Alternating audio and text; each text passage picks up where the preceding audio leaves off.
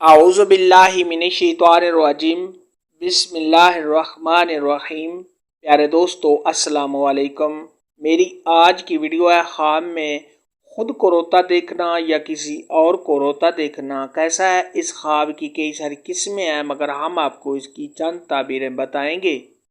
Video شروع کرنے سے پہلے میری آپ سے چھوٹی سی گزارش ہے کہ میرے چینل کو سبسکرائب کر لیں تاکہ آنے والی ہر نئی ویڈیو آپ تک آسانی سے پہنچ سکے اور آپ اپنے خواب کی تعبیر جان سکیں۔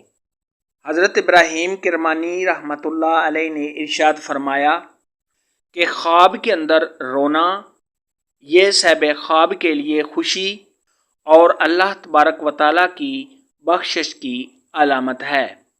خواب کے اندر اگر کوئی شخص دیکھے کہ وہ آنسوؤں کے ساتھ رو رہا ہے تو یہ دین کی نعمتوں اور دنیا کی نعمتوں سے مالا مال ہونے، صاحب خواب کے خوشحال ہونے، تمام پریشانیوں کے دور ہونے اور پرہیزگار ہونے کی نشانی ہے۔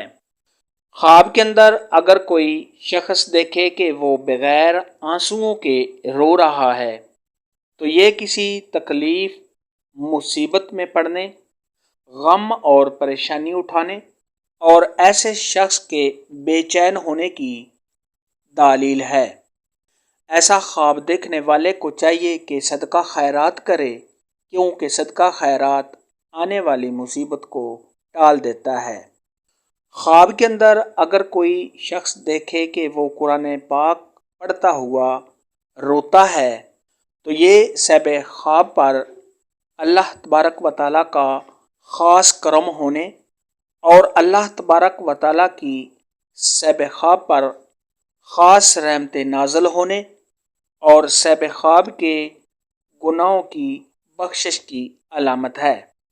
خواب کے اندر اگر کوئی شخص دیکھے کہ وہ رو رہا ہے اور اس کے بعد اچانک وہ ہنس رہا ہے تو یہ کسی مصیبت میں پڑنے، صاحب خواب کے پریشان حال ہونے اور صاحب خواب کی موت قریب ہونے کی دلیل ہے۔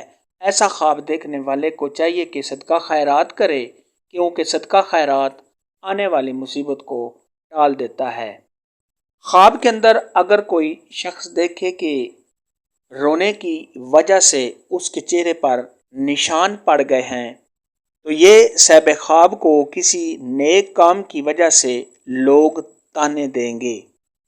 خواب کے اندر اگر کوئی شخص دیکھے کہ اس نے کسی اور کو روتا دیکھا ہے تو صاحب خواب نے جس کو روتا دیکھا اس پر اللہ تبارک و تعالیٰ کی رحمت نازل ہونے، اس شخص کو خوشیاں حاصل ہونے اور اس شخص کے دیندار ہونے کی نشانی ہے۔ خواب میں رونے کے متعلق آج کی ویڈیو میں اتنا ہی تھا۔ اگر آپ کا کوئی اور خواب ہے جس کی آپ تعبیر جاننا چاہتے ہیں تو نیچے کامنٹ میں مجھے ضرور بتانا۔ میری ویڈیو کو لائک اور شیئر لازمی کرنا۔ اللہ حافظ۔